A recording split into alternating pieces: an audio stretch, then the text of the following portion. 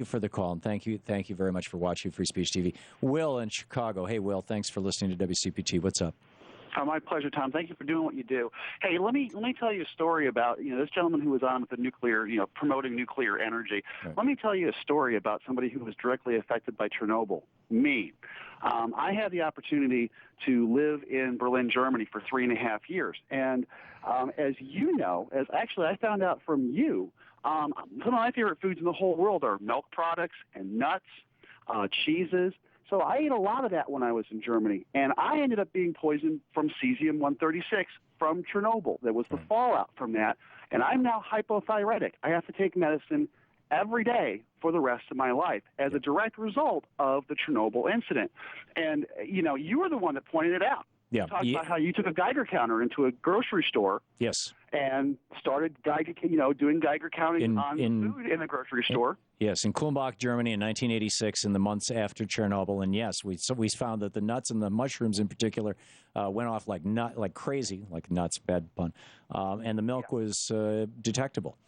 And yes. And those are my favorite foods. I ate a lot of them. And after spending 3.5 years in Germany, my thyroid failed. And doing the test, it was because I have cesium poisoning that caused that to happen. So Amazing. For this gentleman, and that was, American, traveling abroad, living abroad, just eating foods that I like to eat have been directly affected by it. It was probably the radioactive iodine, actually, that got your thyroid, but it has a very short half-life, so it's only around for the first few weeks or few months but after Chernobyl. But if you were there after, May of, my birthday is May 7th, and I landed right around my birthday, so Chernobyl must have gone up right around May 1st of 1986.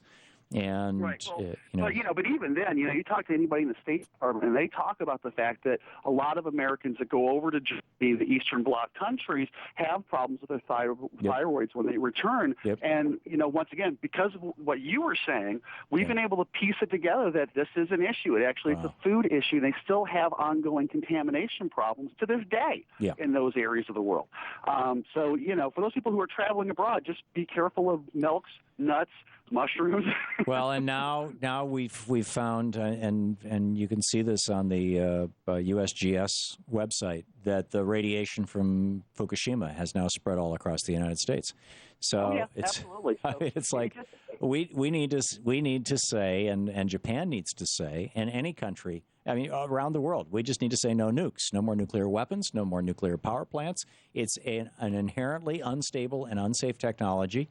The nuclear weapons are immoral to the point of extremists, and nuclear power is crazy. You shouldn't have to split an atom to boil water. There's all kinds of ways to do that, including concentrating solar power, as they're doing out in the Southwest, to huge solar advantage. Power, geothermal, hydroelectric. There are so many other options, and for us to continue to put this corporate welfare to do that is crazy. No, you're absolutely right. Thanks a lot, Will. Yeah, it's the Price-Anderson Act, by the way. When I say corporate welfare, if you want to check it out, without the Price-Anderson Act that gives federal loan guarantees and federal insurance guarantees to nuclear power plants, Wall Street won't go near them. Insurance companies won't go near them. You're listening to the Tom Hartmann